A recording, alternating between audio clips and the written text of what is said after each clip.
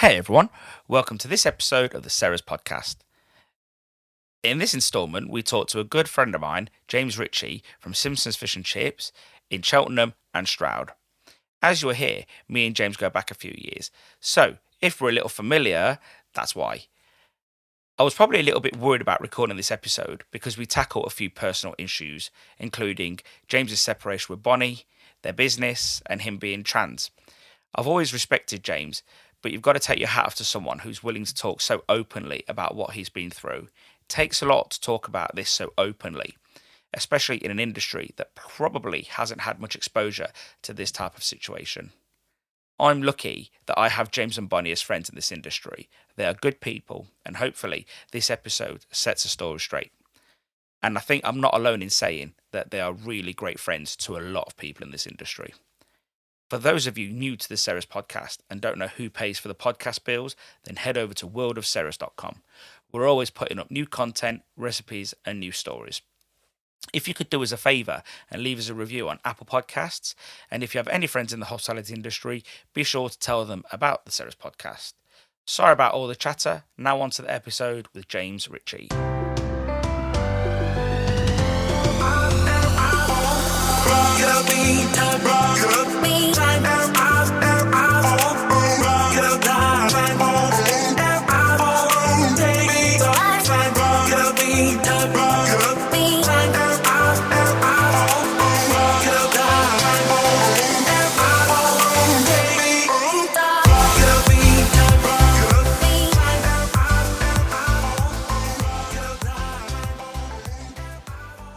James Ritchie, welcome to the Sarah's podcast. Thank you very much. Thanks for having me. No, mate, we've been, thank you, because I know, you've had a lot going on in your life lately, and I thought, we'd get it penciled in at some point. Yeah. And, I don't know what episode this will be, but it'll be in the 40s. Yeah. So, I'm glad we finally get it pinned down. Yeah, me too. And you're one of the few people to do a video with me as well.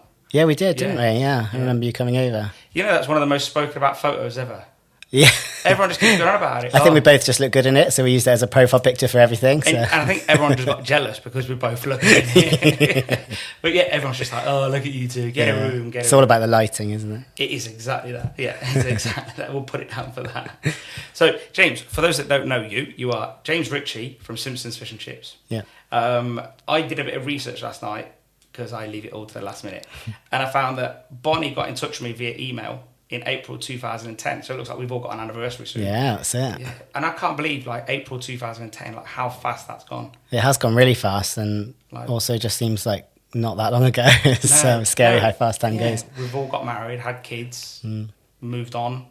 It just seems like there's a lot that's happened in that 10-year window, and I think that, I don't know, it's like, I think that's the weird thing in this industry. It doesn't feel like you just said, it doesn't feel like it is... that it's been a long time, in my view. It feels like we've done a lot, but it doesn't feel like a long time. Yeah. So, but yeah, we then met in real life at the Chippy Shack barbecue, hosted by Mark Patru, and that was at Coombe Abbey. And I hid behind the barbecue, so I wouldn't have to get roped into the forced fun, which I then found out that you don't like forced fun either. Not really, no. You were just sitting there on your blanket with your beer, and you're like, and I think we met afterwards properly, didn't we? I think. Yeah, I think we did. We had a little chat there. I think Mark introduced us to each other. Yeah. But we didn't know anybody in the industry at that point, and we just thought we'll go along and see if what it was about and meet some people. We'd seen it obviously in a trade magazine or something, and we thought Coventry's not that far, so what's the worst that can happen? We ended up having a really fun time, and I don't think we went to the ones which had sack races and stuff, but I wouldn't have got involved in that. Again, I'd just hide behind the barbecue. So. Feigned being drunk or something, I don't know. But no, I think I remember when I first met, and I was like, you didn't have as many tattoos as you do now. But I thought Did I not? Yeah, I thought to myself, I just thought, oh, blimey, look at him with his tattoos. You do have we send jokes about it now, though, don't we? You assume that the person with the tattoos is Wellard. And then you come over and you're just like, yeah, mate, nice to meet you. And it's just really Oh, Please okay. don't ruin the illusion still. No, I am have. Wellard. Anybody that sees you should just know that you're really easygoing and kind. Yeah. Oh, thanks. Yeah, you're not Wellard. No. You might be. I've just never seen. Maybe they're a defence mechanism. Maybe. Who knows? So, how does someone like James Ritchie get into fish and chips? Give us a little bit of backstory there. It was completely by accident, and I think to start off, it was just for love, I guess. Me and Bonnie were at college together, and my teacher had put us together to do a project because she thought we'd get on, and we ended up, forming a relationship together quite quickly. I'm the eldest of 6, and quite a lot older than my next sibling down as well. And I was spending a lot of time at Bonnie's house. She was living with her mum, Jan. And Jan just basically said, if you're going to be living here, then you need to be working in my shop. So I thought, well, it's just around the corner. It sounds easy. So not even working in her shop? Working in my shop, yeah. I was already working, just not in her shop. And I just thought, oh, well, what's the worst that can happen? I just got in there. I was only on the counter just a sort of couple of nights a week and a Saturday, or, whenever I wanted to, really. It was quite flexible. And Bonnie was working in there sometimes as well. Sometimes she wasn't. And that was that. That was the beginning of it. And then we both went off to uni. What uni did you go to? We both went to Brighton. Okay. And we did different courses to start with. And then Bonnie didn't like her course, so she kind of started my course the year behind. So I ended up staying an extra year and just working in Brighton. And then when we finished, we realised we had sculpture degrees. And as fun as it was, we couldn't really think of a career that we wanted. And a lot of our friends were either squatting in studios in London and making art, just about getting by, and we didn't want to do that. And a lot of our other friends were, well, we've got a degree, so we can go into teaching. And we didn't want to do that either. And we just thought, what are we going to do? And Bonnie's parents have said, well, we can't afford to keep you in Brighton anymore. We had it quite cushy, to be fair. We knew which side our bread was buttered. And they said to us, we've got this opportunity of this shop in Cheltenham, which was actually not the shop that we have in Cheltenham. It was two doors down. It was the one on the corner that was now hairdressers. And the council said to us, well, actually, we'd rather you took on this site. So we went to have a look at it. It was absolutely massive. We just thought, what are we going to do with it? It's way too big to have a fish and chip shop. But we took it on anyway, and we just thought, well, if we're going to do this, we're just going to make it the best fish and chip shop that it can possibly be, and then we'll probably have it for a couple of years, sell it on, make a bit of money. And the dream. Yeah, the dream. And then, in the meantime, figure out what sort of careers that we wanted to do. And then we just kind of got stuck into it. We just enjoyed it. It became our sort of baby, and that's what we did. Tell us about Jan and Brian for a second, because obviously I know them, obviously, but tell everyone else, shall I say. But they had shops before, so it wasn't like and they had lots of shops. Well, as in, they do one. Yeah, I don't think they've ever had more than 3 or 4 at a time, but they've had about 14, I think, over the years. And then when I met you, they had one in Bristol and Thornbury. And in Wales, wasn't it? Oh, yeah, that was when it was Simpsons, sorry, yeah. So before that, it was the Frying Machine and various other names. Okay. But the Frying Machine is the first one that I worked in, and that was in Thornbury. That's now Deep Blue. Okay, yeah. Deep Blue bought them out. And then they'd obviously got rid of them all, and then started Cheltenham all over again. Yeah, on their own, yeah, basically. Was that the first one with the name Simpsons? No, it was Chepstow. Yeah, you're right. So it was just across the water. Chepstow, that's it, yeah. Because it is Wales, but it's obviously very close to this side. It's kind of English. It's just across the bridge. Yeah, just across. And what was Brian's idea, do you think? Was it to open lots of shops, or was it just the opportunities that came at that time? I'm not really sure what it was, actually. Yeah. I think him and his best friend Jack had always sort of been in business together, and Jack's Welsh, and I think he must have found this shop. Unfortunately, he's passed away now. But no, he was a funny man. Yeah, he's really easygoing, and I think they just loved, wheeling and dealing. And makes sense, yeah. I don't know a lot about how they came to fish and chips. I think, Brian was in the forces. I think Jack might have been as well. And I'm pretty sure Brian bought Jan's shop, and that was how Jan got into fish and chips. And then they got together from then. So that was a long time ago. Yeah. I'll get Bonnie on the podcast. Yeah, you'll have to do that to find out the ins and outs. So, and you were at Pizza Hut before, yeah. From the age of 15, I just had a job, waiting on tables in Pizza Hut, getting £3.10 an hour. But I was taking him... It's more than today, then. Probably. It's probably about the same. But I was taking him a lot of money in tips, so, I was just living off that. It was great. I suppose that was the thing, isn't it? In hospitality, you can make some decent money off tips, can't you? Yeah. So, although, if we fast forward a little bit, although Brian and Jan are mentors, what do you think you would have loved to know before you started out? I think that we just did everything that they did Yeah. because that's what we thought. You know, they've been doing this a long time and they know what they're doing, so we'll just carry on with what they're doing. But when we came into the industry, we realised that there was a kind of wider picture, and we thought it was everybody against everybody. You know, it was your shop against the shop down the road against the shop, you know, an hour away. And it was nice to realise that there was a community in it, and it could be exciting as well. We didn't know anything about the awards. They'd never got involved in that kind of thing. What was Brian like when you wanted to enter the awards? I can imagine he'd just see that as a bit of tough. And I'm not speaking out of turn. I know Brian quite well, so he just strikes me as someone that probably wouldn't have thought that was a good thing. Like, yeah, I don't know if he thought it wasn't, didn't think it was a good thing, but he never really got involved in that side of things. And I think he thought that it was, you know, you had to be having the right range or doing the right thing. And I think that was always a conception. A misconception. Do you think that's still a misconception today? Do you think that been put to bed? I'd like to think it's mostly been put to bed, but there are still a few people that think that, yeah. Yeah, I suppose they're always going to exist, in some ways.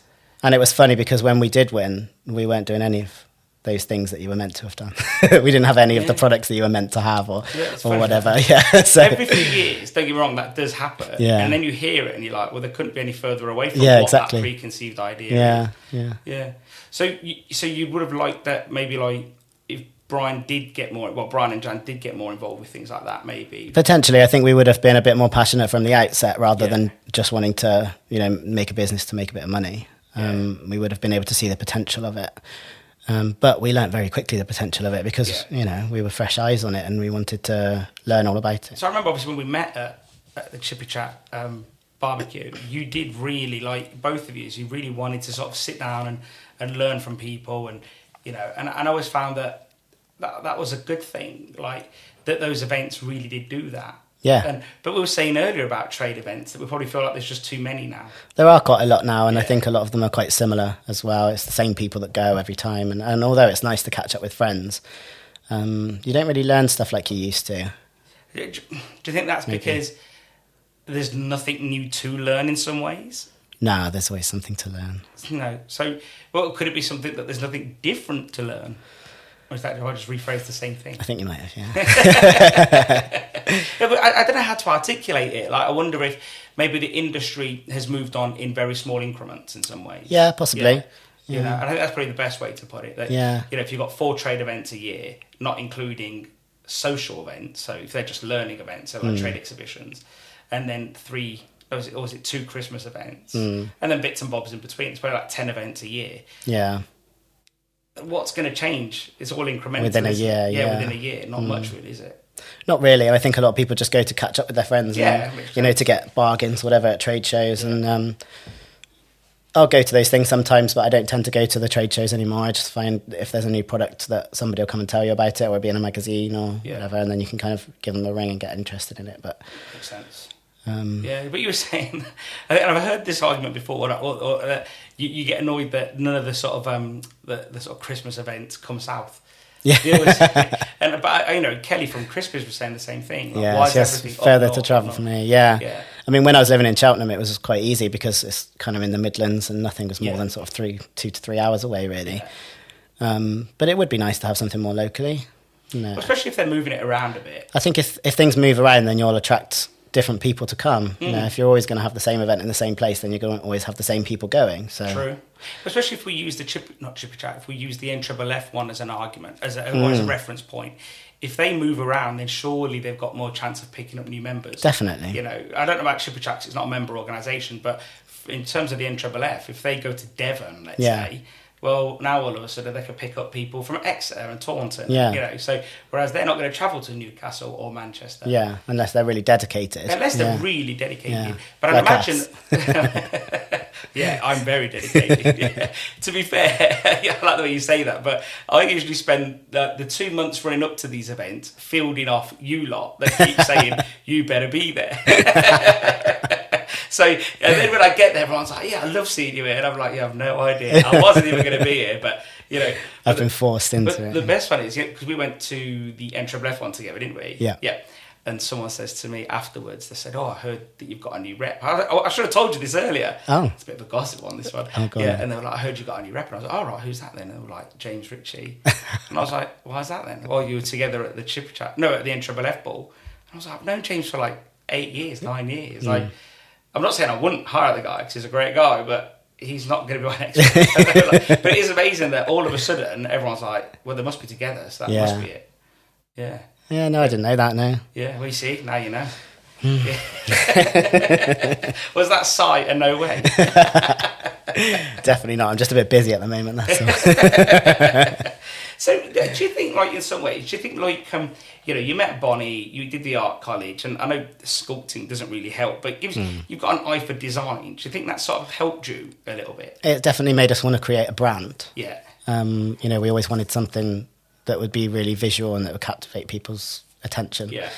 And also, I was able to use it at some points. We were doing pop-up festivals where I was able to build the sort of counter and things like that. Pallets, all the pallet wood and everything that we started using, and I love doing all that stuff. So I just like doing things with my hands, and the kind of, I've always said that I've treated fish and chips like a sculpture. Like each one is a sculpture, each portion. And to me, I'm just trying to make things look nice and tasty. That makes sense. I suppose if you've got an eye for design, I think that always helps anyway. Like, and I think you would have come into the trade when, well, especially with a business that had a design, where lots of fish and chip shops didn't have a design. Like, I think they were just fish and chip shops, and the signs all look the same, and they just have different colour variation. Yeah, I remember back then as well. There was a shop fitters, and the shop fitters literally just regurgitated the same thing, just different colours. So it would be like Mark Petru's shop. I mean, literally that shop for years. You'd see other shops and think they look the same, but one's green and one's blue and one's purple. Yeah.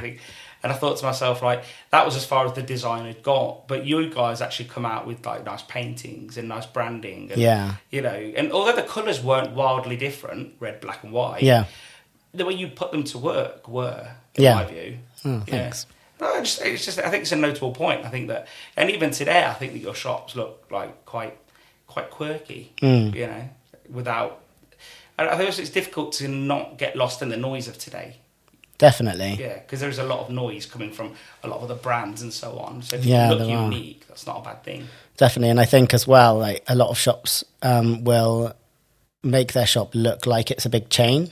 Yeah. And I think that we kind of did that by accident. We didn't want it to look like a chain. We still wanted people to know it was an independent. And even now we'll get emails saying, "Oh, I need to speak to somebody at head office." And I'm just like, "Well, it's my kitchen table." Like, she'll deal with you. Send the bodies away. Yeah. But like, do you think, like, I suppose in a way we all yearn to look bigger, but not so big that people do think that. Exactly, yeah. So how do you try and make people think of you guys as a local? Like, yeah, I think we've gone backwards a little bit on what we were doing, and everything was always very polished before, and we've kind of rebranded in the last couple of years, and just kind of made it a bit more homely. All our murals and everything were hand painted on the walls, and everything's just a bit more rough and ready. And I think people understand now that it is it is just us. At the end of the day. I think that was the perception, that if you wanted to look professional, everything needed to be ultra polished. Exactly. And, with like a nice veneer or varnish on it. Yeah. Now it's just like, no, it's cool. Like, it doesn't look you great. can do something a bit different and it'll still look nice. And also the fact that you've got this eye for design, a lot of the shop fits didn't actually cost you a lot. Like, for example, at the Cheltenham Food Festival, that counter made out of old pallets. Yeah, we literally got them free from the spud guys. Like, it's like, when you're dropping the spuds off, could you just leave us the pallet, please? Everyone was like, wow, I wonder how much that cost them. And I was like, probably nothing. Nailed. No, literally, we don't have, a lot of people think that we have this money behind us and we just don't, we do have to do things on a budget. Brian is loaded. Like, if he's listening to this, he's going to get angry with me. No, I'm only joking. Yeah. He's hiding it somewhere. He must be somewhere. He burns his bum every time he goes to bed. No, but like, joking aside, like, I think that, just because you have the money, even if you had the money, doesn't mean you should blow it though. Like, you've got to be quite resourceful. Yeah. And it reminded me of like Gary Rossa when he opened his first restaurant in Bath. Like, well, it's his only restaurant now, but his restaurant in Bath. Like, he used old pallets, but it's just the way that they didn't look like old pallets, just like yours didn't look like old pallets. It's just like, I don't know. I think if I did it, it would look like I used a bunch of old pallets. But when somebody some WD-40. Yeah, probably. Like, what I mean? Like, but when somebody else does it, I often think, wow, how did they make it look right? How did they get the resource to do it right? And I think that's because you are probably design led, as opposed to me, who is just stick it there and let's go. Like, but no, it always looks really good. Thanks. Do you do much with the van now? Personally, no. The van's still going. Vanessa, yeah. We've done some pretty cool things with the van, and it's given us some good opportunities to travel around the country with it, and put ourselves out there a bit more. But we still only do prepaid events. We won't be going to festivals or anything like that. It's not what we're interested in. Do you like the idea more sort of prepaid than Definitely. Sort of like getting people queuing up and giving you £6? Like, exactly, yeah. I mean, sometimes we'll do it for local schools and things like that, but we always need to know that there's a guaranteed income there, because it's costing you money to get it out at the end of the day. You're taking staff away from the shops, you're taking food out. It's costing you money, so you need to make sure that you're going to get some return. So we generally just do prepaid weddings. Because at least then you know what you're doing. If you go there and there's 400 people, you know you're going with 410 fish. Fillets. Yeah, right? exactly. So, exactly. And there's not a lot of space in the van, and we don't want to be hiring trailers, refrigerated trailers or whatever, to go along with it. What's the biggest sort of prepaid event you've done with that? We'll just have top of your head. I'm sure it might have changed, but it's probably only about 500 people or still something. Quite good. Yeah, it's still quite good. Like another party that you did in Cheltenham recently, that was knocking out food. Like I don't know who parked it. How the hell did they park it like that? Did you see it? It was like there was like an inch on either side. Like yeah. I don't know if it remember, but it reminded me of Austin Powers. Okay. When you get stuck in the alleyway in the car. Can't get out. As long as we can open the hatch, we'll be okay. Yeah. Brian's there trying to get it in and out. I can just see it out. So, how many times did you guys enter Fish and Chips for the year before winning? I think 3. Okay. Yeah. And what was it like going in like those, let's say the 2 times before? Like, what was your experience like? The first time actually was the time we came second, and we were absolutely blown away, because we just kind of sailed through it, and we didn't really understand what, we didn't know what we were doing. That was in 2014, wasn't it? 13. Yeah. 13, 14. 16. The fourth time. Okay, sorry. Yeah, sorry. So, we came second to the Bay, and we didn't know anything about the competition. The first time we'd been to the awards, and it was just me and Jan doing this presentation in the room, and we just kind of seemed to go through it quite easily, and I'm not really sure why. I'm not really sure. Comfortable. Yeah, we just felt comfortable. We didn't have anything to lose. It was our first punt at it. We were just kind of getting involved in the awards, and it just was crazy. Yeah, we were. Yeah. We were really happy to be there, and obviously I'd got the chance to go to Norway. It was fantastic. We just had they didn't feel like there was any pressure then at all. And then the next year we got knocked out from the top 60 to the top 20, and we're like, well, what went wrong there? And maybe we just kind of rested on our laurels a bit. We lost out to Merchants. At that time, did you almost feel like it was a bit of a fluke, maybe? Yeah, maybe. Yeah. And then when we came back again, we came second again, and that time we were really disappointed, because we thought we'd worked hard the previous year where we got knocked out to top 20. And then on that year we worked really, really hard. So again, I think most people's perception is that you guys just came in 2016 and walked away with the title, but that just blows it out of the water, doesn't it? Yeah, because no, we didn't. It was like, what sort of feedback were you taking back to the shop, thinking, we need to sort this out? Or was it, I know there's a lot to think about now, but did you sort of go back and think, all right, we need to work on this, we need to work on that? In 2015, all the years, I suppose. Yeah, I guess so. The first time we were just like, when we came second, we were like, right, that's it, we've got it next year. We got a bit cocky, I think, and that just shows you what happens when you get a bit cocky. Yeah, you almost think that's a natural progression. Right? Yeah, just think we come second last time, so I'll come first this time. And I think a lot of people do think that. I get that. But to be fair, you can see why. Yeah. And you can sort of see why. I think the only people I can think of in the most recent time is probably Miller's. Yeah. Came second, or was it third, and then won? Third and then won, yeah. So that's the only people I can think of, and there's others for definite. Yeah, of course. It's just I can't think of them all right now.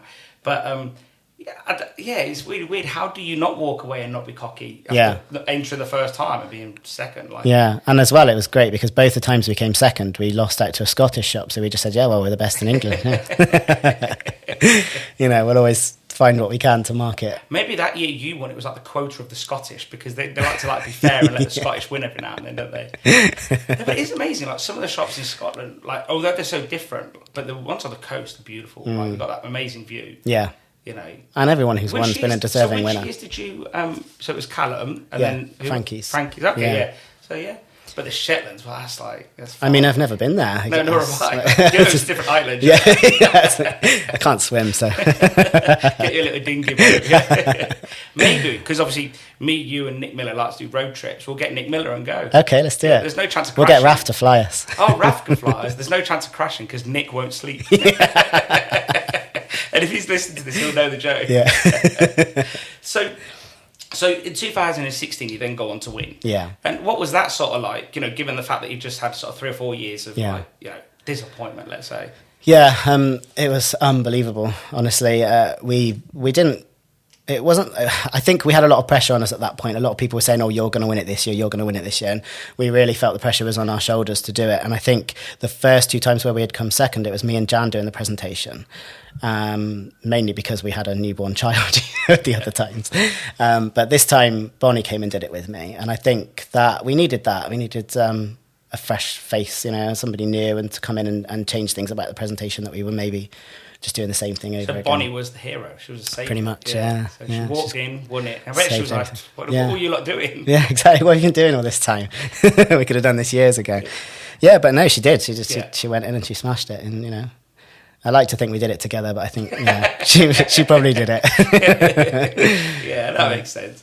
And what was it like getting up and walking up to get that title? I was just shaking because I remember it was third and then second, and then we just all looked at each other. There was I think we had a whole table. For a split second, was there a feeling that shit? It was all or nothing. Yeah, it was all or nothing. Yeah. We just knew then that we got nowhere or we've won it, and we just kind of held our breath, I think. Yeah. And then I just remember not being able to get up because everyone kind of dived on me. So I was sat on this chair, and we had all the team that were still back in Cheltenham were on FaceTime with us, and then the rest of the team, like all the managers and people, were on the table with us, and they all just kind of dived on top of me. So it was unbelievable. And we walked up, still shaking, crying, I think, and we just felt like this was a really special moment for us. Yeah, no, definitely. And if I remember rightly, Bonnie lost her voice that night, didn't she? Or what did she have? She had something wrong with it, didn't she? Yeah, she had laryngitis or something. Yeah, so we went on this morning the next day and she couldn't talk. And they thought she'd just had a heavy night. And it's like, no, she's really ill. Because they had a heavy night as well, didn't they? Yeah. They'd won some award, didn't they? They'd won at the NTAs, and it was fantastic because it was apparently the most rewatched this morning of all Bonnie time at that point. Talk. And Bonnie couldn't talk. I bet that was nice, Bonnie not talking. She was still trying. She's going to battle me later. When she listens to this, I'm going to get so kicked in. But no, you won. What was it like that year then, would you say? Like the year of being winners? Like, was it like, was there as many experiences what you thought? Was it, I don't know, like what would most people imagine it to be like? I think it was what you would expect. There was a lot of opportunities that we had to take, and we felt like we've got 1 year. And it only gets to a few months into the next year and they're asking for people to enter again for the next year. So, we knew we had to capitalise on everything that we could. And a lot of the time that meant that we weren't in the shop. And that was a shame because we actually liked being in the shop, And we felt like we didn't spend a lot of time there and we were representing the shop, but we weren't there all the time. And I was listening to David Miller's the other day, and he was saying that they did the opposite. They were in the shop all the time because everybody wanted to see you there. And I think maybe we should have done that. Spent a bit more time there. Do you feel that was something set to you by Seafish, or was it the perception from you guys that that's what we had to do? What, to go and take the opportunities? Industry things, yeah, I think that we felt that we had to represent the industry rather than representing the shop, which is what we wanted to do at the end of the day. We wanted to be reps for the industry, and we wanted to make it cool and a bit different and quirky, and show that you can be modern. So that's what we did. But I mean, we loved it. We loved every minute. Yeah. But you didn't have to come back to the shop and rebuild it or anything. No. The good thing with you guys, you still had Jan and Brian that were there day to day anyway. Yeah, I mean, Brian's, even now, I think he goes in every morning. He's usually gone by the time staff get in, I think. But that's his passion. He loves it. He loves getting in there, and that's what he does. He gets up early and goes to the shop. I like going and seeing him sometimes. Yeah. I don't know. It's like he has a moan, obviously. Yeah. He's well within his rights to. He's worked a long time. He has. And I just like sitting having a coffee with him. I don't know. There's something about the guy. Yeah. Like, I know a lot of people say to me, like, like they'll know Brian from like years ago. Yeah. But I don't know Brian from then, so I only know Brian now. Yeah. Like, and the last 10 years that I've known Brian have been nothing but a delight. Yeah. Like, but I know some people that have known him 30 years ago, and they'll say, "Oh, I don't want to be around him." Like, Oh, really? Yeah, definitely. But for me now, I'm just That's like, interesting. well, I've clearly caught him at the right time. Yeah. You know. And Jan's just lovely, you know. Oh, she just definitely. is. Everyone always gets on with her. Yeah, I think so. But at the same time, she won't take any messing. You know? Oh, no, you can tell she's quite like. She's like your favourite auntie. Like, you know, she likes it when you do good, but fall out of line, you're going to get a kick in. Yeah. Yeah, I reckon. Yeah, no, she's been like a mum to me, you know, honestly. She just always has. So. Yeah. And I can still call on her now, you know. Yeah. If I need her. That's it, that's what it's about. So, do you see yourself entering the awards again? Or is it something you'd like to do? Not really. No. I don't see myself entering them again. I'd never say never, because I just don't know what's going to happen. Yeah. Especially as Simpsons, I don't think we'd ever enter again. Mm-hmm. I think that you do have to let other people come through, otherwise the competition is just going to get stale. Mm-hmm. And also, there's something to be said for not losing it. You know, you find that if you don't win it again, then you've technically lost it. If you don't enter, you've never lost it. I mean, you always be a winner. So, I think I would be very nervous to enter again. The industry's moved on. The shops that are winning now, I think, are, you know, even at a higher caliber than we ever were at. So. I don't know if you saw it in your notes or if you heard it in one of the episodes that we did with Tim from Crispies. He was saying that he wouldn't mind seeing a system where the winner can defend the title. And I like the idea. I like the concept. I don't know how it would work. Like, and I said that to him as well. But, you know, could you see a way where it's just a rolling over thing? Where you could be the winner of 2018. I just think it would be the same people in it all the time. Yeah, honestly.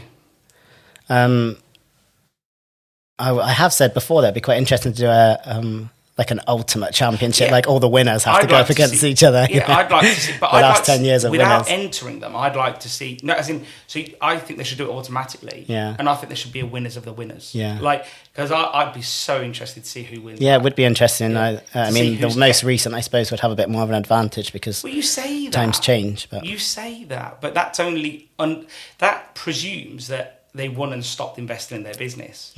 Like some shops that I know that won in like the 90s still have got great businesses. Yeah. Like they're at the top of their game. So I think that some people just won because they wanted to win, didn't they? Is that of what you course, mean? Yeah. No, it's not just that, but it assumes that those that won just that day said, "I'm done. Like I'm just going to carry on running my business, but not invest in it." Yeah. And I think that I wouldn't presuppose that. I think that some shops have just carried on. The awards were a bonus, and they just carried on doing what they do. Yeah. So I think there's still some great shops out there that are more than award. What's the word? Better than the awards. Like, you know, if that doesn't make sense, but people get on about. Yeah, I know what you mean. Oh, but you do. But I mean, like if you jump to like Nigel Hodgson's in Lancaster, I think it's a really decent shop. Like you know, he still tries to serve the best fish and chips he can give, and this is without looking at the mega shops because there is some mega shops out there. But like you know, I think if you was to go to somewhere like Nigel Hodgson, I think he still tries to do a decent job locally. And, yeah, of course. You know, and I think he'd probably still be at the top of his game. I don't think he stopped.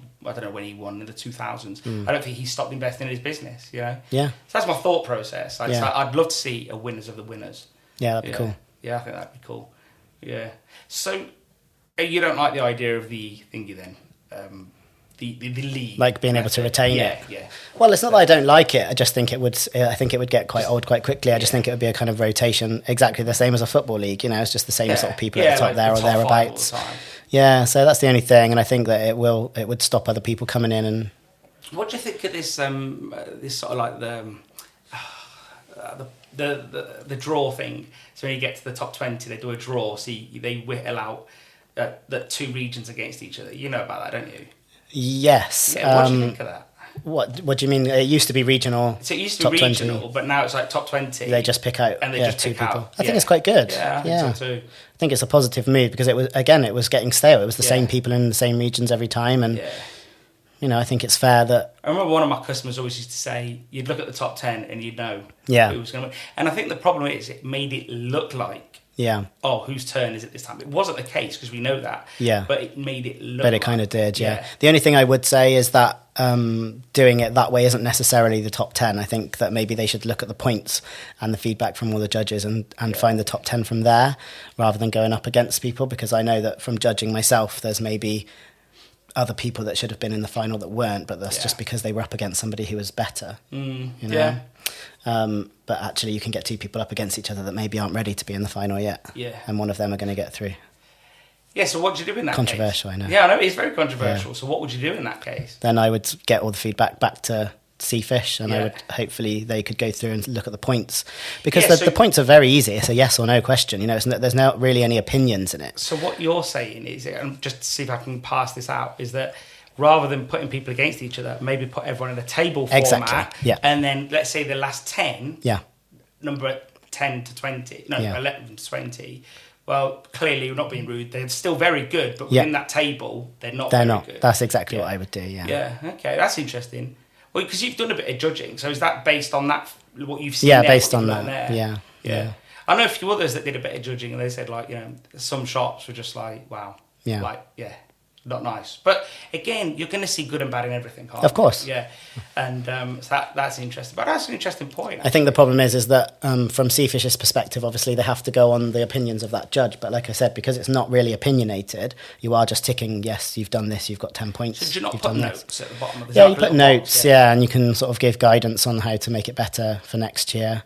But I just still think that there may have been people that should have got to the final that didn't because of that. Yeah. And I just think putting all 20 up against each other would be, you'd get better shots out of it rather than... I don't mind the idea, but I think a lot of people would argue that you'd end up with different regions. And I think Sea Fish's point of view is that years ago, and I don't agree with this anymore. I agreed with it then, but it's moved. So years ago, they would say you need a shop in each region because then it gets through the local media. Yeah, I understand that. It was exactly the same when I was there. It was a shop in every region. Today, though, I think has changed. I'm not being funny. Local newspapers, they have a bit of a place, but everything's online now. Everything's online, and I don't think it matters anymore, regions, if I'm honest. I think it should be the best shops regardless of locality, if I'm honest. Even if they're all in one area. Yeah, if they're all in the Midlands, they're all in the Midlands. Highly likely they're not going to be. I don't need to be mean, but the Midlands has always been a bit of a weird place for the awards. Like, you know, and that, I think anyone would agree with that. If they saw, you know, the top 10 every year. But I think that, you know, if it was all Whitby or all London, I think that if that was the way it went, then fair enough. But I don't think that would ever be the case. I don't think it would. I just don't see it. But I do think that getting rid of the regions would really be a good thing, in my view. Yeah. But again, I have no involvement. People will travel for it. You know, people were travelling from all over the country to come to us. It wasn't like we were just getting more customers from Cheltenham and the surrounding area. Yeah. People will travel. So you mentioned that. So with Tim's idea, you mentioned that some customers just probably won't get it anyway because they don't get it now anyway, do they? Well, no. I think that, you know, I always make a point now of saying that we take part in the judging process now. Yeah. And that we don't enter the awards now. And people kind of say, well, why didn't you win this year? And what's wrong now? You know? So Tim's idea essentially is what most customers perceive the awards. Yeah, exactly. Yeah. So Tim's idea is great from a customer perspective. They'll understand that you can retain the title. You won in 2016. Yeah. Maybe you didn't in 2017. It's 2020 now, and they're like, well, what's happened to you? You know, it's like, well, we're still doing the same thing. So do you think to some degree they think you're has-beens or just not very good anymore? Maybe. Yeah. Maybe, yeah. I think really for a couple of years, you can only really maximise that for a couple of years that we were the winners you can't just keep harping on about it, and then you have to push yourself to do other things to keep yourself at the top of your game. Yeah, you know, that makes sense. Have to go for different awards. Or if you won it like 12 years ago, having a sign up now, and sorry to anybody that does this, I'm not casting aspersions or anything, but I think, you know, making it look like it's a recent thing when it says, you know, 2009 or 2008 or whatever. Yeah, exactly. People are just going to be a bit like, okay. And I think there's nothing wrong with saying award-winning fish and chips, you know, but I just think if you've got the date up and stuff, I just think... Yeah, it's going to start asking more questions, isn't it? So how many times have you got involved with the judging, would you say, over the years now? I think, other than 1 year out, I think I've done some judging every year. Have you since sort of enjoyed it? Have you learned something from it? I absolutely love it. I love it. I'm like Mike Pilley on steroids, honestly. Once you've been judged by him, you know how to do it. I'm not being funny. No one is worse than Mike Pilley. I think I might be, you know. No, you can't be. No, you can't be. Like, I don't stay as long, to be fair, but I definitely check places that he never did. Yeah, Mike Pilley changes his address when he's about to do a shop visit. I remember how angry you was the first time he did a thingy for you, and I was there for 6 hours. I know. I was starving. But I remember what it was like when he did me, and he was out there for 8 hours on a bank holiday Monday, and literally we were closing the door, and he was leaving with us. Like, and I was like, "Mike, we leave now, mate." And he's like, "Oh, okay." But he literally watched us do everything. Yeah. Cook. Oh, he's nothing but thorough. Like, that's his middle name. He knows what he's looking for. Michael Thorough Billy. Like, but no, he is really meticulous. And I do understand why, though. Because when you've got a sheet, and let's say it's 1,000 points, right? And say, well, if he's not looking for all these pointy differences, you are literally going to get a load of tiebreakers. Yeah. So, the fact that he checked my fridge 4 different times with gloves, with those little mirrors to look underneath, and the UV light, and I think a lot of people wouldn't realise that you can be that thorough, but he was. Like, but I remember he did. I remember this was after I wasn't in the shops at this point, but he went and did a mystery shop on the same day as someone else that I know. He was there for 6 hours. The other guy was in and out in 90 minutes. Yeah. And I just said, someone said to me, "What do you reckon?" I said, "The person that's wrong is the guy that did it in 90 minutes." Yeah. Because Mike Pilley will have so much detail, so much information that. Yeah, and he's unbribable. We're talking about Brian in a second, but he's like the most straight up guy. Yeah, he is. Yeah, he's very fair. Yeah, he is, and I think it is frustrating for people that are on the other side of that. Yeah, but he is really. You can't argue with it. No, you can't. Like, he will have proof. He'll have photos of it. He'll have just written documentation. Yeah. So I think it's not like, I think a lot of people want to initially say, "Oh, he picked on me," but the minute once the cloud goes away and you look at he picked on the other people too. You can be sure of that. On everyone. He's got no favourites for sure. No, and I think that having been judged by him a few times, and he's done my quality award, and I feel like I know him relatively well. I have a massive amount of respect for him, and I like to make sure that my judging is as thorough as his. I don't take as long, and I just naturally don't. But I do like to think that I am as thorough. You've got things to get onto, mate. Yeah. Well, also, the judging form says you need to do this within a certain amount of time. He's just not taking any notice of that. The worst thing about it is he probably helped write the judging form. This takes 5 minutes. Well, he's doing it in the Greek way. Greeks are always longer at things. Okay. So we're always late. Yeah. So if it says 5 minutes, he's taking at least 20 minutes on that. Yeah. So tell me a little bit about your bribery thing. My bribery thing. I keep laughing because I don't even know if it was a joke. Just somebody offered me £1,000 if they got through to the final, and I just said, I don't know. Do I report you, or what do I do? I just laughed at them and just carried on with the judging form, And I just thought, like you thought he was joking. Yeah, exactly. I think he might have been joking. I mean, I hope he was joking. I really For his own sake. Yeah, because I just think I'm not going to do that. That's not what this industry's about. No, he must have been joking. When you told me then, though, you were like, I know you were shocked, but I just thought, maybe he was joking. Like, I mean, I thought he was joking, and then he sort of reiterated it. Then he threw a grab in the car. Well, actually, so if you reiterated it, then maybe he wasn't joking. I don't know. Who knows? But either way, though, it just shows that you never took it, and he never went through either, did he? So, either way, he didn't get a grand anyway. Either way, no, I can see why people think they can do that, though. Because you do see sometimes afterwards, it's a fix, Yeah. And I've never understood how it could be a fix. No, it can't. There's no proof. You have to send that feedback back, and you have to have all your notes on it, and you have to, make sure that exactly. Yeah. So you can't just put somebody through. Have you ever seen anything when judging that you thought, "Wow, that's amazing"? No, I mean good. Oh, in a good. I mean good, not shit. Yeah. I've never found, I know it sounds really big-headed, but I've never found anybody up to the standard that I would have been at when we were entering. Okay. What in what way would you say? Like, just being a bit sloppy generally, paperwork, it's just all over the place. It's never easy to find anything. There's people have been in the competition a few years and they're still not really learning from their feedback. If you have a sign up that says our fish is from here and our potatoes are from here, and ask us about allergens, it could be one sign that gives you 30 points. Yeah, because there's 3 different marks. Yeah, 30 easy points. 30 easy points, and you just think, why are you missing these things? You were in it last year or the year before, and you should know that this is a question. And do you think that people just want to do it their way, or is it just they didn't think? Or maybe they didn't think, or maybe a lot of people just think their way's the best way anyway, and they should be able to get through, on merit.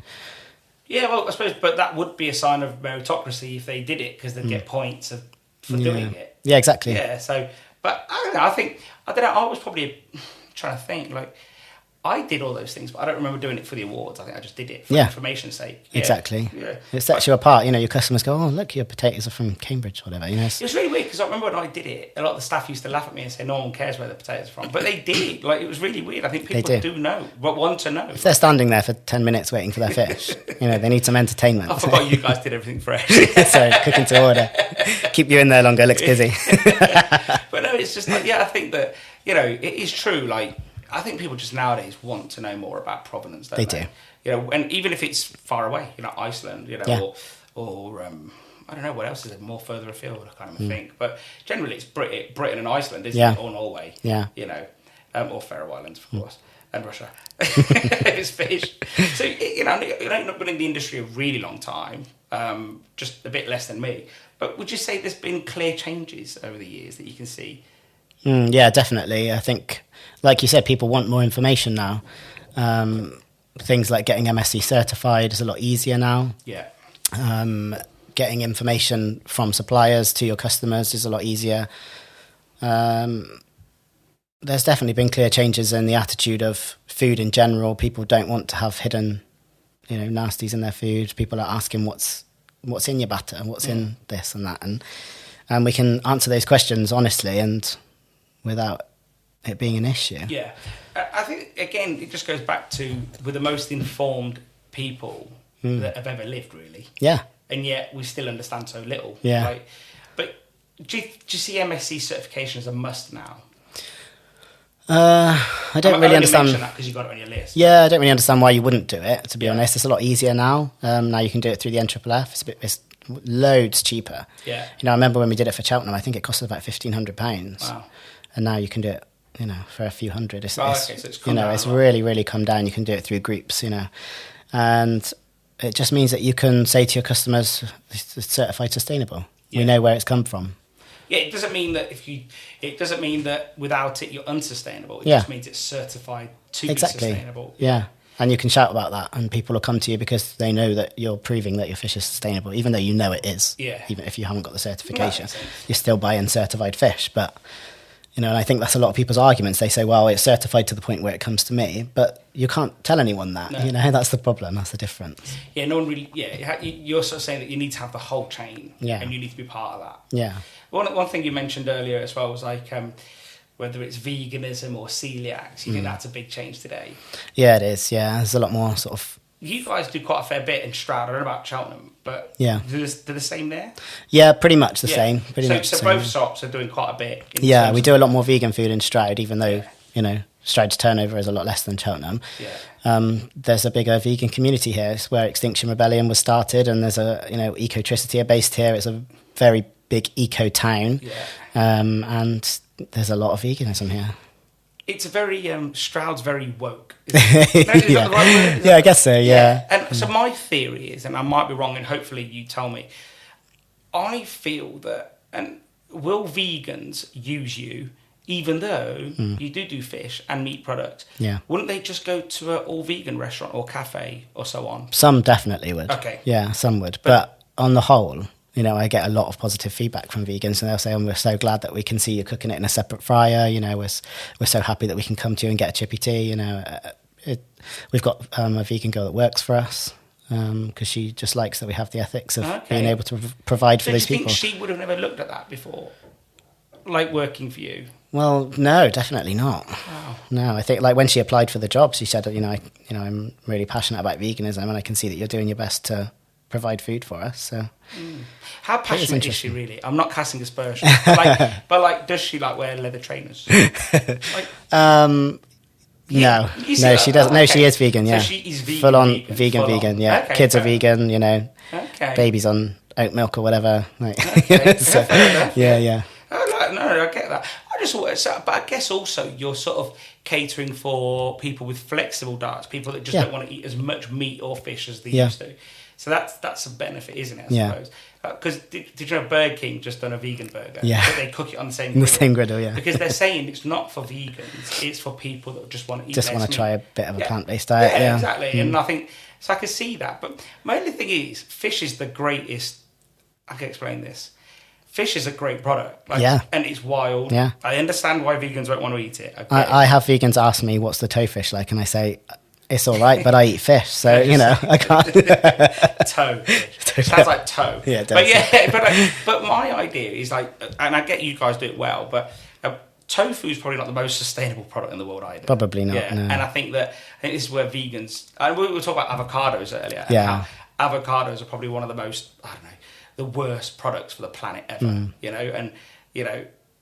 Because they take up so much water, more than beef, they say. And yet, then we transport it from the other side of the world. And I get where vegans are coming from. Yeah. But I just feel that we have to look wider than animal. Yeah, I agree. And I eat meat and fish and everything. Yeah. I'm not one of them. But I think from a business perspective, you got to be flexible. you do have to cater to everybody in a family. Otherwise, they're not going to choose you to eat there. So do you think Simple as that. Do you think the days of just the fish and chip shop are changing? They're changing slightly. Yeah.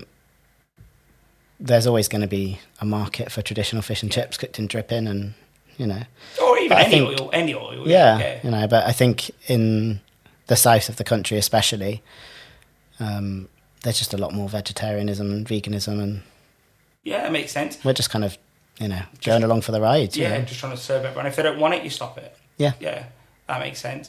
And how important are whether it's gluten free or allergens and stuff like that? Because I think that's probably bigger than I can explain it. Yeah. Probably my friend, he's got a daughter with quite a few allergies, and he says I'd rather see restaurants just focus 100% on getting allergies right, as opposed to running down the vegan route and all of that. He goes, because everyone gets allergens wrong, and he goes, that no one has a choice. Yeah.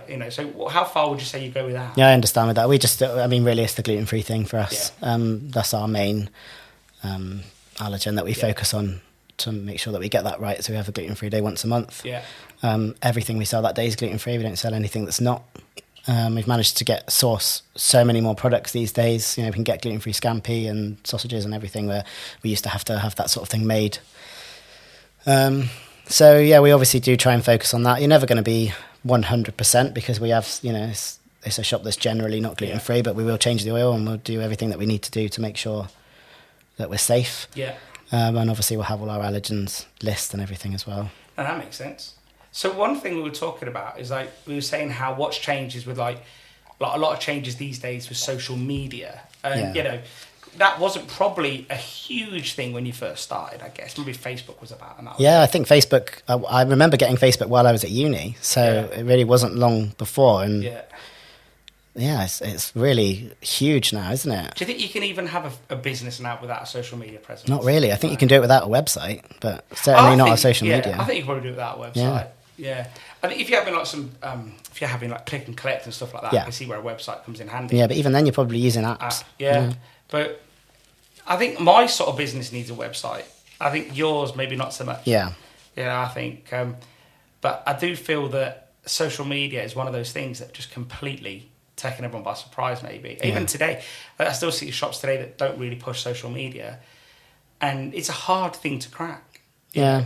Did you guys find it easier because there was two of you doing it, do you think, or? Well, we just basically got everyone on there as an admin, so it was very easy because we had younger members of staff than us, and we're not particularly old ourselves, but in terms of social media, we just had different people do different things. So we'd have one girl that was always on Snapchat, so we'd be like, right, you're on the Snapchat. We have one person that's always on Instagram, and you just say, right, you do a post every week or whatever, and we'll try and chip in as well. Yeah. I don't think we focus on it now maybe as much as we could, but we'll generally put stuff on our Facebook page that seems to get the most local customers. Yeah, makes sense. I think how are you now? I'm laughing now. You know why I'm laughing as well. So, how years ago you used to take really negative reviews quite badly. Yeah. Do you know what? We didn't get that many. But when we did, I did take it badly, and I found myself focusing too much on TripAdvisor. Yeah, you're not the only one. When I talk to a lot of people, like David Hambury, he a lot of people used to get very personally aggrieved by it. Yeah. And I'm not going to lie to you.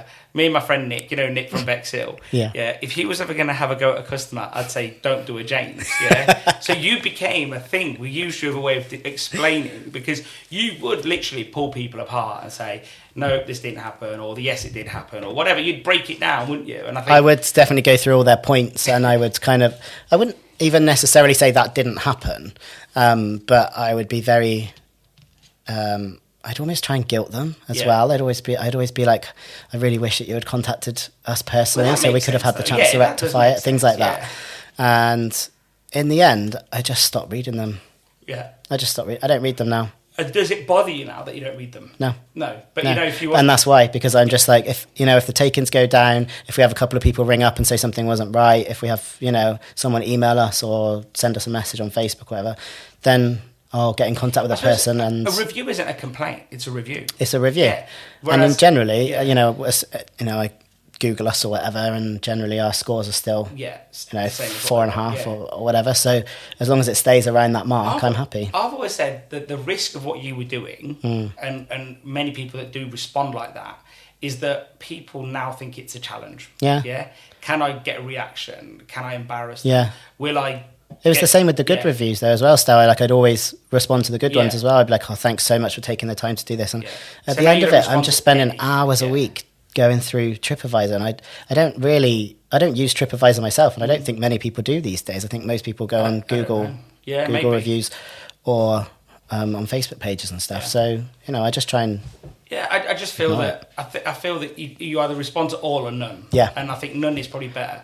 And I think that for me, it's that, it's a review, not a complaint. It's only a complaint when they ring you and make a formal complaint. Yeah. And I don't think you should go fishing for those. No. I think they should come to you. Exactly. I think they should come to you and say, in a formal process, email you, call you, come back into the shop and say, hi, I came in the other day.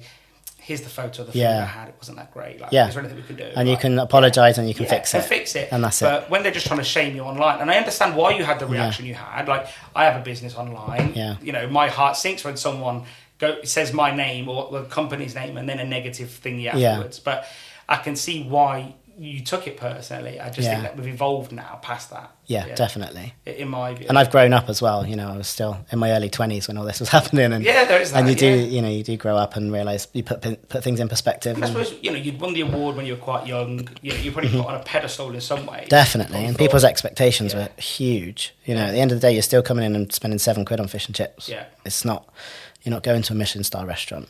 Again, people's perceptions of, first thing, if I'm on a plane or someone says, "Oh, what do you do?" and I'll say, "I supply fish and chip shops." They're like, "Oh, what makes a good fish and chip shop?" And that's the first I get. And they're like, and I think they genuinely think if you've won an award, then it's like, think of Gordon Ramsay.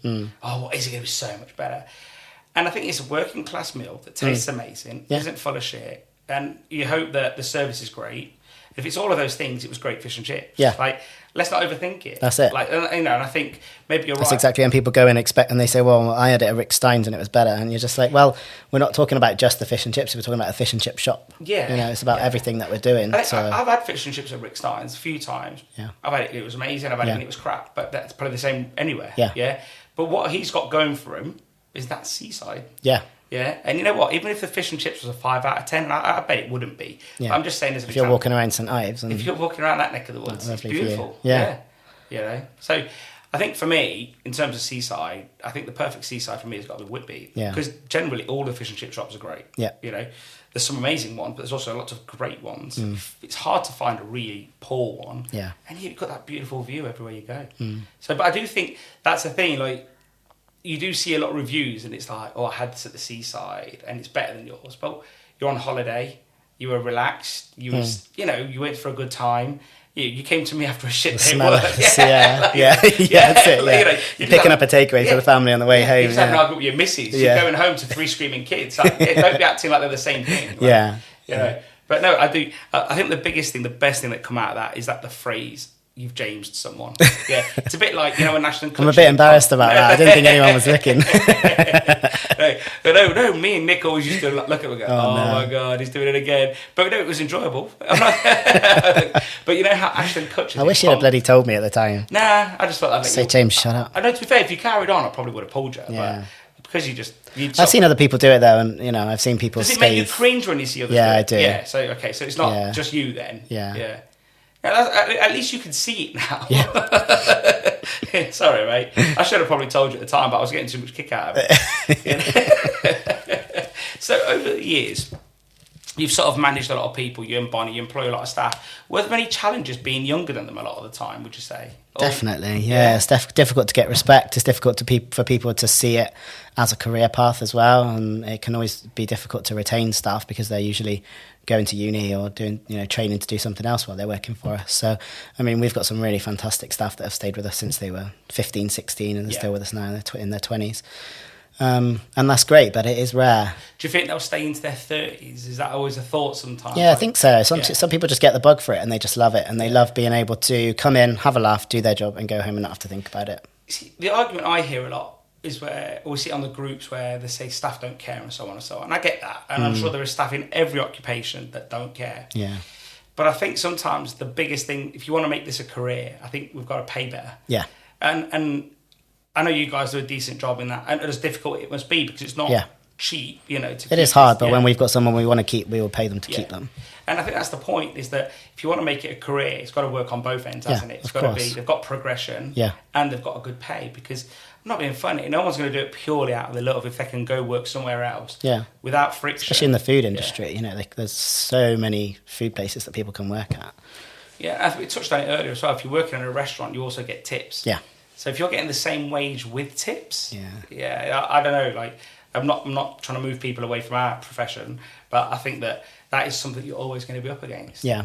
So I think that if you want to make it a career for people, I think the first thing you got to do is pay more. And I know it's hard though. I get it. Because it's just hard juggling that high wage bill and all the new costs that are now hitting fish and chips. Well, actually, to be fair, it's all businesses really, all food businesses, but we see it more so on fish and so on.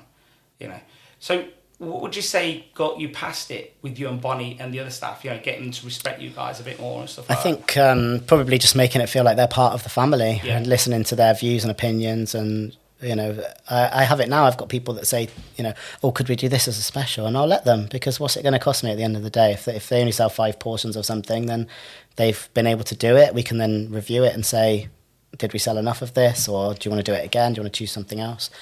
And just letting them have a bit more of a say in what they're doing, so they feel like they've got a bit of control.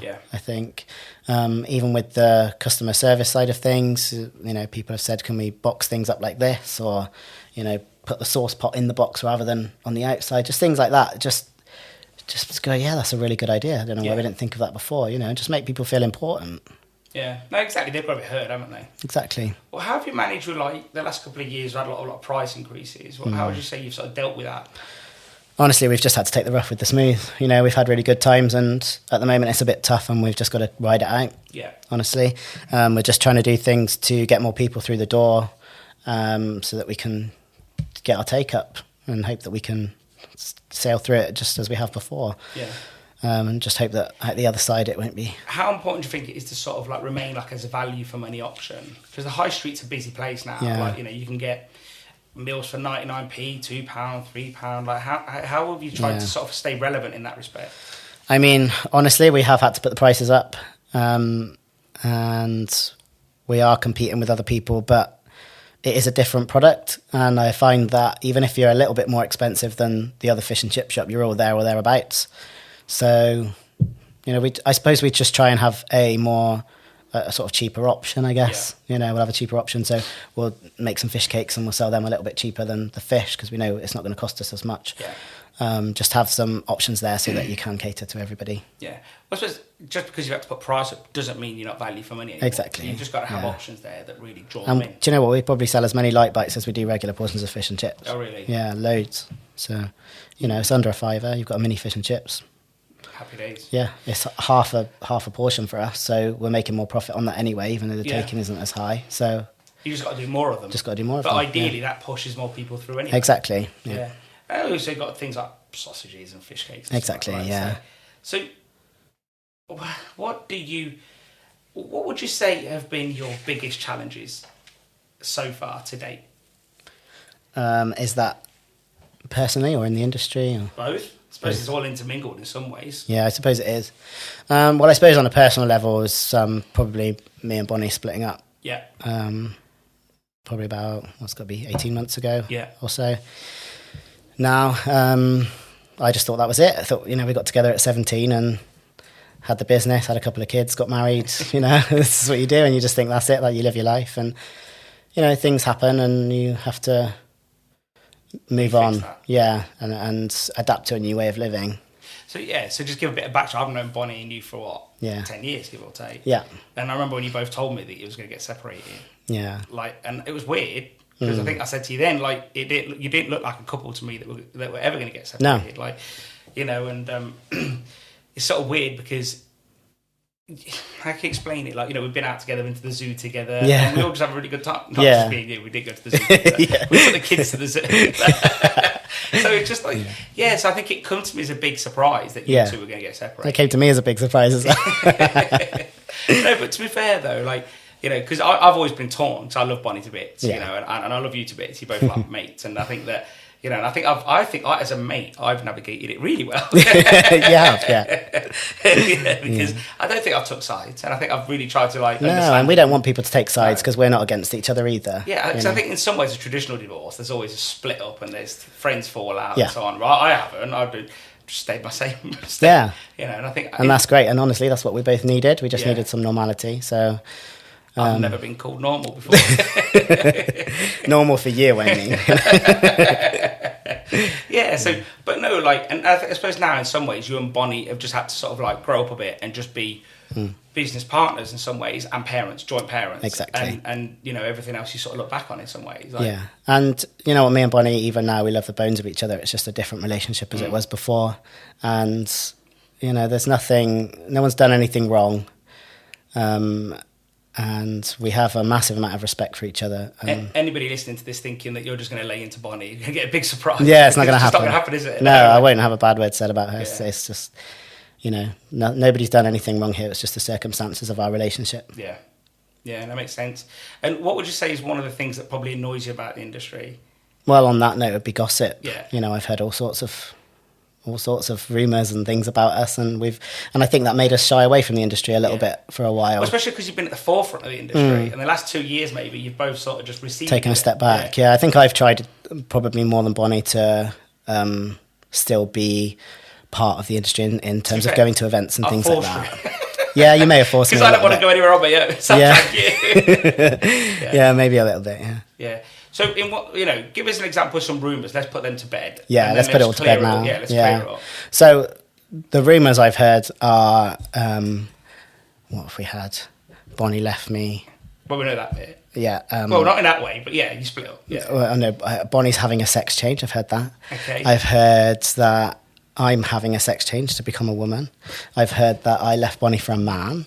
I've heard all of these things have come to me. So, and if we're going to clear it up for people so they really get it and stop gossiping, how would you explain it? Well, I'll explain it that I am trans. Yeah. I was born female. When me and Bonnie met, I was female. Yeah. And within 2 years of us being together, I realised that I was trans and I transitioned. Yeah.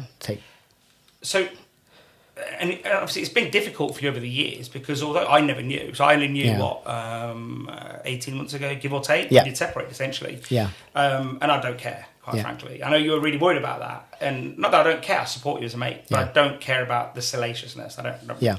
And I think that when I found out, I'd like to think I was supportive. Well, you didn't believe me at first. Well, no, it took me a moment. It took me a moment. You're like, are you joking? So, I'm not going to lie. I needed a moment to absorb it all. Of course, yeah. And I'm not going to lie. I think if you ask Miriam, my wife, there was about 3 days where I was sort of I was very quiet. Yeah. Not because I was upset. My brain was just trying to unlock it all. Yeah. And I think that because it was a massive. Yeah. It's not about me. It's about you, but. Because I've known you all my life as James, and I didn't want to know what it was before because I didn't want to confuse things even more. But I think that I just knew you as James and Bonnie, and Betty and Bruno. That's all we wanted. And I think that's all we wanted. And I think that part of the reason that I started talking about it was because it was the catalyst to the breakdown of the marriage, and I didn't want it to be, people gossiping or slagging each other, slagging Bonnie off to me or vice versa. Well, you saw a bit of that, didn't you? Some people thought that you wanted to hear that. Yeah. And you're like, don't need to hear that. No, I don't need to hear it. It was just a really sad, unfortunate time. And, Bonnie felt that her sexuality was that way. And I've had to accept that. I think one of the biggest things is that because in some ways it was a secret, and I get why, because our industry is not the most open-minded sometimes. Well, we don't have a huge LGBT community in the industry. And I don't think there's much. There's not much. And even the people that are very quiet about it. Yeah, and I think that... Apart from one that I can think of. I can't think of who that is. I don't know who it is. I feel like it sounds like I know who it is, but I don't actually know who it is. But no, I think then that's where gossip comes in a little bit. Because I think you try to protect yourself and your family. Yeah, absolutely. And that makes complete sense. And then you tell a couple of people, and I couldn't believe I'm going to say it now because you were like, "Stop! Don't tell anybody." I'm like, "Okay, I'm not going to tell anybody." And me, you, and Nick Miller are driving down to Exeter, and you tell him in the car, and I was like, "Mate, I thought you weren't going to tell him." Not that he's going to tell anybody, because he didn't, to be fair. But you just felt like you felt comfortable when you took it. Yeah, I did. And I think we were all kind of sharing, weren't we? Well, listening to Nick. But no, I think that. Like, I get when you then come out, and I think in some ways the gossip came because you didn't just go out and tell everybody, because I don't think there's that function to do that anyway. No. So I understand how then some people probably heard it in hushed tones. Yeah. And I think that's probably, it's exacerbated it a little bit. Or misconstrued, or they've misheard and didn't understand it. And I think that now, I don't know if I'm right in saying this, that you don't mind if someone just came up to you and just spoke to you normally. No, I'd much rather that. I'd much rather. I know I've heard of people saying at trade events, "Oh, so and so just came up to me and said this," and I'm just like, why can't they come to me and say it? I don't like the gossip thing. I'm quite open about it now. I'm happy to speak to people about it. It is a part of me, and I can't. Well, you never know there might be others in the industry that might be quietly going through something similar. You don't. There might not be, but there might be. And I think that. I just don't think that we should be closed-minded anymore. Yeah. And I was surprised. I think Miria was surprised how open-minded I was about it. And again, because it doesn't affect me, it doesn't bother me. But I'm not going to say that I get it. Yeah. So I've told you that before. I don't understand it, but that's not my place to. No, I don't need people to understand it. It's not my place to. That's your thing. You have to deal with that. But I remember, like I said, when I first found out, it was 3 days of just trying to understand it. And I said, well, and then the way I understood it was, in the end, that my brain accepted it was nothing changes. Yeah. And I know you was worried about that initially as well. You were like, "Oh, has anything changed for you?" And I was like, "Nope." And by that point, I'd come round to it. It was just, no, there's nothing changed for me. It's James before and James after. And I think that if people just sort of like just come up to you and just say, "Right, mate, how's it going?" and just move on, and I think. And for the most part, people have, to be honest. It's generally if people have had a drink, they might say something. But do you get a lot of jokes made at you, or do you get people that sort of make silly jokes about it? Yeah, I do get a few. Yeah.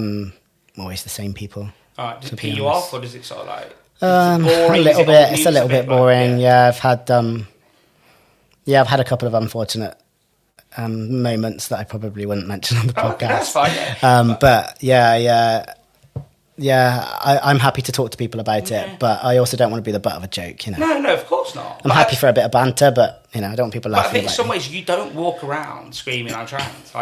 No, I mean, it's really old news for me. That's the thing. I know it's not for everybody else, but for me, this happened when I was 18. This is not new for me. I'm just me, and that's it. I'm just living my life. Exactly. But I suppose for those guys or girls, it's just like, oh wow, did you hear? And you're like, even now, to be fair, when someone asks me now, it's just like, I told you, someone asked me yesterday, and they wished you the best of luck. They felt really proud that they knew someone that had gone through that. That's lovely. It's really nice to hear. But it was just like when he told me. For me, it was just like, and it's 18 months or so, 2 years. I was just like, and they were so shocked that I was so chilled with it. And it was it is like. But I think that you don't, like I said, you don't go around screaming "I'm trans." You just want people to come up to you and go, "You're right, James. That's it." Yeah. Nothing changes. So, but I think. I just saw that photo and it reminded me that confused people. So you put a photo on Instagram, and I don't know if this was your moment to try to tell people, but you put a T-shirt on. It was for Pride, wasn't it? Yeah, so it's a really nice photo of me and my new partner and all our children together, and we were going to Pride. What does the T-shirt say? It says, "This is what trans looks like." So I get a phone call straight away. And they were like, "Man, James is one of those really woke millennials." And I was like, "What do you mean?" And I didn't say anything because you'd still not said that I could say. So it was like, So I was like, all right. And he goes, yeah, like, what's he doing like acting like that for? Come on, like, we're not gay and we're not trans. And I was like, yeah, but it's about accepting others. That's what the movement is. Yeah. And they were like, nah, I don't get it. And I was like, but I couldn't read what it says. Like, Yeah. you know, because I thought if they didn't get it, like, They're not going to get they're it. not going to get it. Yeah. Like, well, if they don't now, they've got a serious problem. But no, it was just like a few people were just like, yeah, don't get it. Like, don't get it. Like, why is he so, you know? Because I think you do see a lot of it's virtue signalers, don't you? Where people now are trying to be hurt for somebody else, and you're not like that, and you're not trying to walk around and be like, treat me different. What you're actually saying is treat me the same. Yeah. Like, and I think that's the key thing here. I think what I'm trying to do is normalise it. Yeah. So that, you know, we can all come from different walks of life, but we've got stuff in common with the shops and, you know, we've got kids and... But yeah, that's the point. Nothing changes. If Nothing someone came changes. up to you before and says, hey, James, how you getting on with that 1632, for argument's sake? Yeah. Yeah, that certain cod, that certain haddock. Yeah, great, thanks. Yeah, how are you getting on? How's shop? That's exactly it. And I find that there maybe are some people that have avoided me since then because they feel a bit awkward, and I just want to kind of tell them not to be awkward. You know, don't be awkward. Just move on. If Just we're mates, we're mates. That's it. Well, look, there's two schools of thought. If they feel weirded out by it, in my view, stay away until they get their head around it. Yeah. Yeah? They don't need to bog you down with their shit. Yeah? But if they're just feeling awkward because they don't know how to bring it up, then come over and say hello. Yeah. But I just feel that if they don't like the fact that you're like that, well, then I don't want them in then my you don't life want anyway. them in your life. Yeah, No, exactly. So, you know, but yeah, I think that life's so short to think like that, in my view. And I know James is James. I don't know anything else. And I know Bonnie is Bonnie. Yeah. And it all made sense to me. Once you told me everything afterwards, Yeah. everything fell into place. Yeah. You know? And I think maybe that's what they all need. So Yeah. hearing this will hopefully help them. I hope so, yeah. So just to reiterate, if you want to go and talk to James, you can. Stop asking me. But no, If anyone comes to me, I'll say, go speak to Stelios, he knows all about it. But on an important note, and this is how difficult it was to some degree, is that over the years you had people try to blackmail you about it as well, didn't you? Staff. Yeah, staff. Like, you know, and I think that must... Yeah, we had to let somebody go for stealing money, actually, and they said, oh, I'm sure that the public wouldn't like to know about you and things like this, or you wouldn't like them to know. And I just thought, well... Do you think at that point you sort of thought to yourself, why am I hiding this? Like, I did, and do you know why I was hiding it? It was for my kids. yes, that was it for them, really. And then my kids started asking questions. Yeah. And we realised we are at some point going to need to be honest with the kids as well, so because you dealt with it. we dealt with it. We spoke to the children. You know, we said it in very simple children's terms. Obviously, at some point, we're going to have to tell them when they understand a bit more that we've used a sperm donor to get them. So that'll be a different hurdle for us to overcome, and we've had to sit down with their school and explain the situation. And we had to go through that with them first, because what we didn't want to happen was for it to be public knowledge, and then, you know, another kid come into the school and be like, oh, your daddy this, your mummy that, whatever. So we were just trying to get ahead of it there, I suppose. So we were protecting them for that. I was also protecting myself a little bit. You know, trans people have been in the media a lot more in the last couple of years, and it's very, very negative, a lot of the press that they're getting, and a lot of misinformation about children starting hormones and things like this. It just doesn't happen, and, you know, people will just read a story in the Sun or whatever. Well, you're very different to Matt that worked for you. Is it Matt?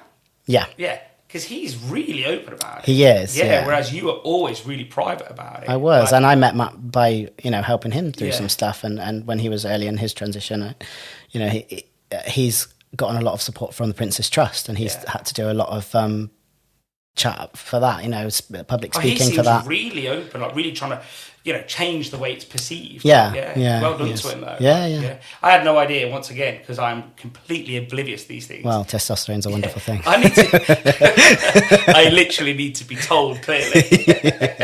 But no, like, I don't know, and it's true. You're not, just to make it really clear, like, you're not asking for different rights. You're just asking to be treated like a guy, like the same in it, like you know. And I think that's the key thing here. So I think, you know, but obviously, sort of the LGB whatever movement, I can't even say it all. But I think there is a bit of a movement where the perception is that they want to be treated differently, but I think the truth is they want to be treated the same. Yeah, I've never met anybody who wants to be treated different. No. You know, so it's just, I don't like it either. They just want the same rights, you know. That's it. No, it's true.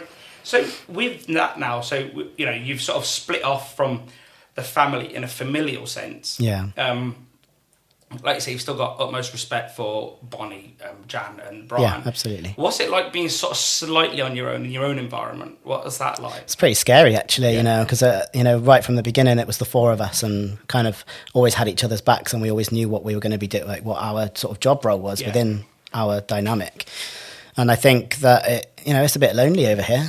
I'm kind of running Stroud on my own. I know like Jan's helping doing accounts and things like that, but ultimately the success or failure of this business is on my shoulders now. Yeah. And while I'm not in Cheltenham so much, I'll sometimes go and help with a few bits or whatever. But in general, I'm just in Stroud, and it can be hard. It can be a bit lonely, And for the time being, you're all amicable. You've got to be. Yeah. You've got kids. You've got businesses. You've got staff. You've got everything. So, well, the thing is that the businesses have to succeed because we have children, and that's our common ground. Yeah. Regardless of anything else. That's why you all can't get crazy and start throwing shit. Yeah. You know what I mean? Like, yeah. No, it's a true point. That always comes first. It all revolves around that family. Yeah. No, and ultimately, we all care about each other, and this is just an unfortunate turn of events. That's it. No, exactly. Yeah. And you're not the first, and you're not the last to get divorced. Exactly. Either. So, but I suppose how have you had to evolve as a manager in that way? Like, now that you're sort of a leader on your own. Yeah, I mean, I guess I would have definitely, there's a lot of things that I'm having to do now that I would have passed on to Jan and Brian. If there's a problem and I have to sit down and speak to somebody because they've not behaved right or something like that, I would always shy away from that. I think I'm quite placid as a person, and I would always be an encourager rather than a sort of, I wouldn't reprimand people very well. No. And I think having to do that has definitely been a learning curve for me. Yeah. Or, hiring and firing, things like that. That's always something that I would have hired, but I would have always shied away from firing, So it's different, and I feel like I'm growing up more as a boss now than I had before, because I was, shirking a lot of the hard stuff, for want of a better expression. Yeah. So now you probably feel more of a boss in some ways. Definitely. Yeah. Because you have to be more bossy. Well, yeah. And people come in and they want to speak to the boss, and it's just me. It's just me. You're not looking around. I can't be like, just going to pass you on to, pass you to head office. To be fair, Brian would have passed it on to someone else as well, wouldn't he? Yeah, he gets it done. Does he? I never thought he'd like to be customer facing. Oh, no, not customer facing, but if there's a problem with the staff, he'd bring that. So talking of changes moving forward for the industry, you mentioned that we need to really keep our eyes on the fact that the customers are the future. You're trying to elaborate a little bit on that.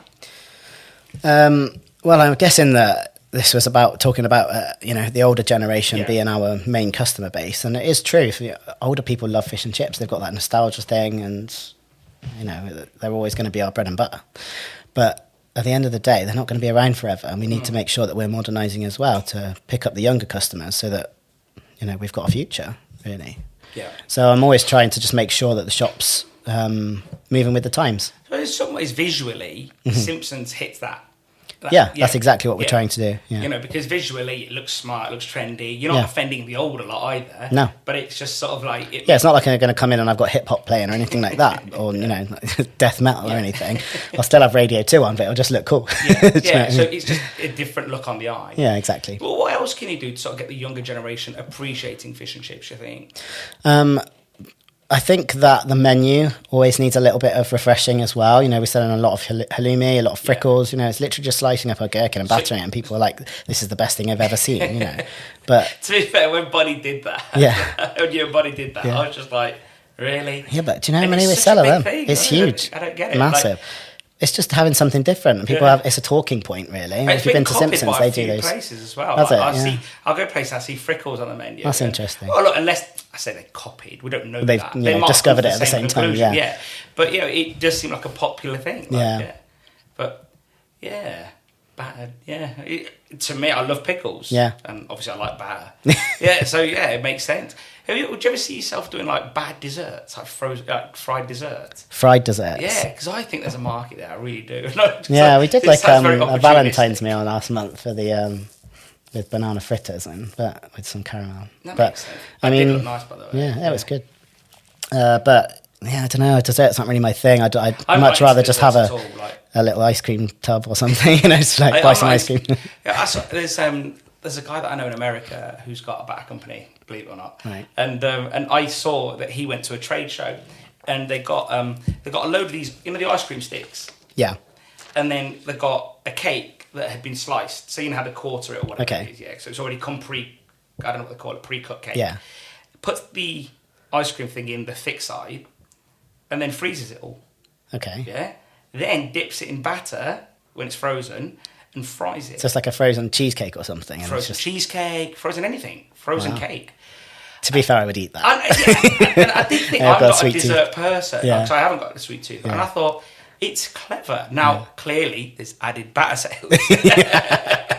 No, but joking aside, it was just how simple it was. Yeah. You've essentially made a dessert without making it. Yeah. Like, you just stick the things in. I think the only thing is that can you sell a 3-course meal or deep fried? That's the only thing. Yeah, well, you could if you're in Scotland. Yeah.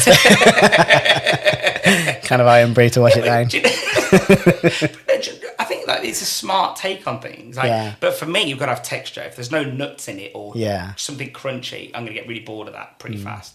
And the bottom of the cheesecake will probably do that for me anyway. Yeah. But then I just saw it in the way they put it there on the plate with a nice dollop of ice cream as well with syrup. Did it really good? I just thought, wow, like it did look really good. Like, and the batter wasn't very thick either. It was quite thin. Okay. And they fried it at a high temperature so it didn't melt it all inside. Yeah. So it's like a frozen-y hot. Like, yeah. And I like those textures. I like those combinations. Yeah, me too. Hot and cold, like for example, hot porridge with cold cream on it. I like that. So, but. I don't know. I do wonder if desserts could be a bigger thing within fish and chip restaurants. Yeah, definitely in the restaurant side of things. Yeah. Yeah. Then again, this dessert that I've just invented, you could take away that. You could take it away. Yeah, couldn't you really, to some degree. Maybe not with the ice cream, like melt. Yeah, but unless they're eating it straight in away. Scotland though, and I think it's a thing now. Deliveries are starting to come in down here. We are seeing more people doing ice cream, and in Scotland, all the Italians do ice cream. Yeah. Take away, so it's not like. It can be done, I guess. Maybe it's just, again, it's the packaging choice, isn't it? Yeah. Do you do click and collect and deliveries here? Not in Stroud, no. but we do in Is it Cheltenham. We've got deliveries.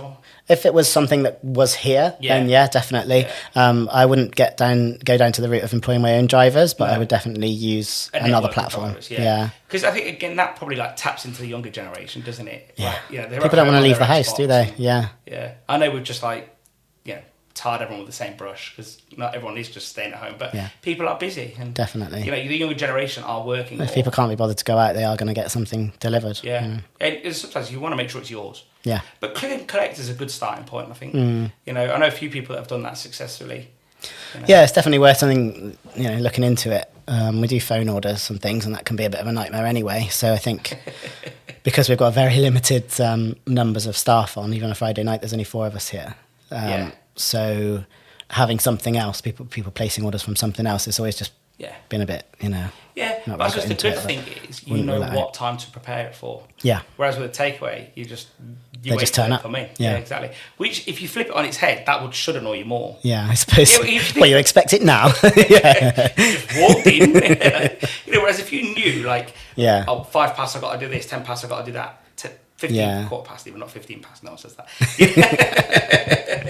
But so do you think that the younger generation, are they into ethos more than more than the older generation? The older generation just wanted to get fed. They just want to come in and get their food and go. Yeah. Whereas the younger generation, they really want to buy into something, don't they? Whether it's MSC, whether it's this, whether it's vegan. They want to chat about what oil you're frying in, what fish you're using. Yeah, definitely. So do you think they're willing to pay more to know all that? Or is it just that they're just intrigued? I think it's a bit of both. I think they're willing to. I think that they're used to things being more expensive. Okay. I think that's the difference. Is that younger generation know that think food is expensive, and the older generation have this, preconception that fish and chips is a cheap meal. So that's what you're fighting against with the older generation. But it's a fair point. As long as they've been in and they've tried it, and even if they've come in the first time and say, "Blimey, that was a bit more," they'll still come back the next time and say it's the best fish and chips around. So it's just getting them to spend it in the first place. Yeah, getting them used to it. Yeah. So over the years, who's been an inspiration to you? In the industry? Again, I'll leave it to you. Okay. I remember me and Bonnie going to the Chippy Chat barbecue and thinking that Mark and Claire were just like the dog's bollocks, super honestly. couple. Yeah. I always say that. We're just like, we're going to be them one day,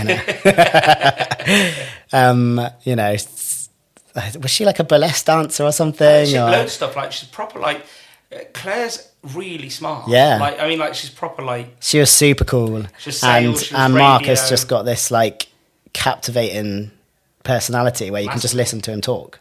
Yeah. And just he's really inspiring. So that was the first people I would say that... they are literally the super couple. Yeah, that was the first people that really got our attention and got us wanting to enter awards and things like that. And since then, Fred Capel. Yeah. I mean, I remember when I first met him, I just didn't warm to him Where at all. did you first meet him? I think it was at the awards. Okay. And he was one of the judges, and it was the first year, and he was telling us why we didn't win. And I was just like, who are you? But to be fair, you're probably really in a bad mood. So. Yeah. And then me and Brian went to a shop because we went to a trade show in Bournemouth, and we were like, well, we're down here, we've got to go see Shea Fred, haven't we? We're in Bournemouth. Like, what are you going to do? It's an institution. And I met him then, and I just got it. I was just like, this guy is just so honest. And everything he was saying when we thought we were being offended, he was helping us, you know. Yeah. And his fish and chips are the best I've had. Yeah. Hands down. You know, and that was before his shop fit. That was, you know, really simple, just really good food. Great chat, really knowledgeable. He's really hard on himself about what it looked like before. Is Like, he? Yeah, he always says to me, oh, it looked crap before. And I don't think it did. Like, No, maybe it's I'm cozy. paraphrasing a little bit, but I thought it was cozy. Yeah, Like, I think he was just about to start the shop fit, so Yeah. there was maybe a few things that had moved around. But he was, because I remember him showing us the plans for what they were going to do. But I just thought it was fantastic. Yeah, and I just think he's So he a really warmed nice on you? guy. Yeah, definitely. Yeah, he's a really nice guy. And actually, especially when we went and did that Crispies event, that was and we got to spend some time with him on a more personal level rather than it being all industry. Yeah. I just have a lot of respect for him. Yeah, I agree with that. But probably most recently, it's got to be David Miller. Yeah. Like going and spending time with him and his family and spending time in his shop. He's just so passionate about what he's doing. I just, you know, he inspires me to pull my finger out and make sure I keep plodding along, you know. When you think a guy of his age, and again, not to be derogatory, but he's really like pushing himself, isn't he? Like, you know, and he's got, like, we know now, I've known for a while, but obviously he spoke about it. Yeah. But, you know, his health conditions. Yeah. Like, I worry that he does too much. And he's not going to hear that as a surprise. No. He knows, I've told Yeah. him, like, you know, but he enjoys it. I think Leslie probably feels the same as well. But he genuinely Yeah. enjoys it. Like, Yeah. you know, and obviously... Oh, they're just such a lovely family still. Like, just, Yeah. you know, spending time in their home and working in their shop when they were in Japan. I absolutely loved it. And I learned so much just being there for 2 weeks. I'm glad I could make it happen. Yeah. Yeah, it was you, wasn't it? Why don't you ask James if he wants to come up? I needed to get Well, to be away, fair, you you know, I need a needed it. break. I needed You a break. need- yeah. And, you know, I'd completely fallen out of love with fish and chips and the whole thing because of the breakdown in the marriage. It was all so intertwined. Everything was a big thing rather than lots of little things. Exactly. So I just needed to get whereas away. listening to you now, I think your brain has broke it down. Yeah. It's now lots of little issues as Yeah. opposed to one huge daunting problem. Yeah, exactly. Yeah. Yeah. And I think I just really saw it at the time. To be fair, it wasn't a plan of mine. It was just when David said, "Do you know anybody?" and he was trying to nobble me, and I was just like, "1 minute, James could do with a break."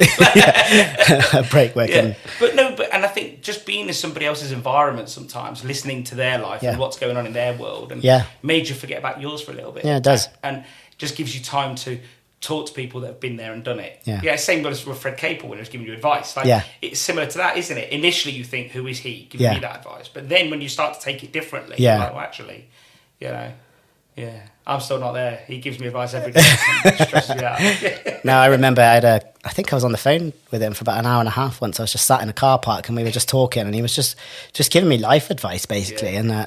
And I just thought, This Fred or David? this is Fred. Oh, yeah. And we didn't know each other particularly well, but he genuinely seemed to care about what I was going through and was trying to help. And I just thought, wow, this guy doesn't know me. He doesn't owe me anything. He doesn't have to care about what I'm going through. And he is. And I just thought that's just really nice. Yeah. Really, really nice. That's the nice thing about our industry. On a good day, it's great. Yeah. You know, in my view. So, what advice would you give to anybody in the trade right now? I think if it's people coming into the trade, just learn as much as you can before you open your shop. And for people that are in the trade, they need to just not stop learning. Just, you know, keep looking at what's out there. Don't just get stuck in your ways and plod along. Yeah. Don't close your There's mind. a lot of information out there. You can visit other shops if you need to, but you know, a lot of the stuff you can learn online or just chatting to people on the phone or whatever. But just don't stop learning. Yeah. Don't. Keep going. Just keep going. What is your, and people can tell we're probably coming to the end now, what is your favourite book? My favourite book, am I allowed to swear? Yeah, I've done loads already. So, so there's this book by Mark Manson called The Subtle Art of Not Giving a Fuck. Yeah. And it's just about, it's kind of like a self-help book, but it's kind of turned on its head in that you don't have to care about everything. Sometimes things go wrong, and that's okay. You know, you just pick yourself up and move on, and you don't need to care about every little thing that's going on. And I just find it a really refreshing book to read. There is a lot of swearing in it, though. Probably will get you through. Yeah, probably. Yeah. Keeps me interested. What are you sort of curious about right now? I'm trying to get back into making stuff, you know, trying to get my passion back for making art. I really love making stuff with my hands, and, you know, when I've got spare time, I'd always used to visit art galleries or see what was going on in the art world, and I'm just trying to get back into doing something just for myself. Yeah. That's nice. So you're going to do a bit more of that? Yeah, I hope so. Even if I'm just making things for the sake of making things, you know, just... You're going to create a sculpture? Yeah, maybe. Like a fish one? Like a fish sculpture. Yeah, that's got to be your first thing, anyway. No, I'd really love to make furniture and things like that, just... Out of wood? Yeah. You get some more pallets off of yeah, that's it. I'll just stack them up and say it's a sofa. There might need some sanding, though. No, it's fine. No, I get that. No, it's good. Mate, I've really enjoyed today. Yeah, me too. I did think initially, like, what would we talk about? We know each other so well. I was really worried I was going to be boring, so hopefully people will stay listening to the end. I don't think you're boring. I don't think so. How can you be boring? No, I don't think so. And I think, look, everyone's journey is different. And I always say this to people, like, someone might not like listening to this, but some people will. Yeah. And I think, you know, I get texts after each episode, and it's like, I really loved that one. Or that one didn't land on me that well. And, and I'm starting to figure out what people like. As in, I know that, like, my mate Nick will like a certain one. I know that Fred might like a certain one. Yeah. Because people give me different feedback, I know what floats their boat. Yeah. Like, you know, like Fred, for example, absolutely loved Tony's from the Victoria Group in Scotland, because he liked the familial instinct, the way that he came through a family business and he's cultivating a family business. Other people like James Lipscomb's because he's very businessy. Yeah. You know, and I think that there's going to be a podcast for everyone. I think that not everyone is going to like every single one, in my view. You know, is that my phone ringing? I think so. Yeah. Well, on that note, better answer it. Well, James, thanks for your time today, mate. And, Thank you. Let's get packed up. Yeah. Thank you, mate.